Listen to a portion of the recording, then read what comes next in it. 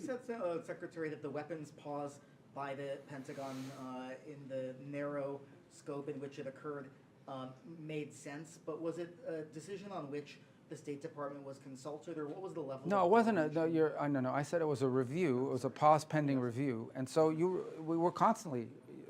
The Pentagon is constantly reviewing stockpiles, especially after an engagement such as the one we had in the Middle East. So my point is that there wasn't a policy decision not to give weapons to Ukraine. It was a review in which certain munitions were temporarily paused for that review and for that purpose.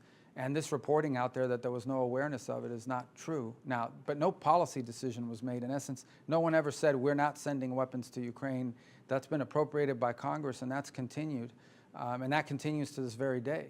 But when you're doing a review, there's some period of time in which during that review, it's possible that some shipping is slowed down, not stopped.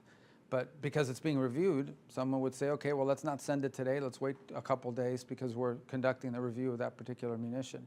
So that's what happened here, and I think it was not appropriately reported initially. But nonetheless, it's pretty clear now that review has occurred, and as the President's made clear, there's been no change to our posture with regards to providing what we have available. Now, I would remind everybody, again, I go back to the point I made, and that is that there are certain things that Ukraine needs, like Patriot batteries. Those are available. There are multiple countries in Europe that possess Patriot batteries that they could share with Ukraine. And we're actively, talking to countries about doing that. Anyone specifically? Well, the Spaniards have one. They're really far from Ukraine, and they have one. The Germans have, others have. I'm not singling them out, but I'm just telling you those are two that I know. There are other Patriot batteries, and there are other opportunities. Countries that have ordered Patriot batteries that are about to receive shipments of them. It'd be great if one of them volunteered to defer that shipment and send it to Ukraine instead. So we're looking for creative ways to provide them these defensive weapons that they would need. Now, that's not going to help them with the drone attacks. That's a very different technique that you use in order to bring those down. But it would help them with some of these missile attacks that we're seeing. Again, these are defensive weapons. The reduction in force of the State Department, is that something that we should expect to happen while you are traveling, or is it something you want to be in Washington, D.C. while it happens?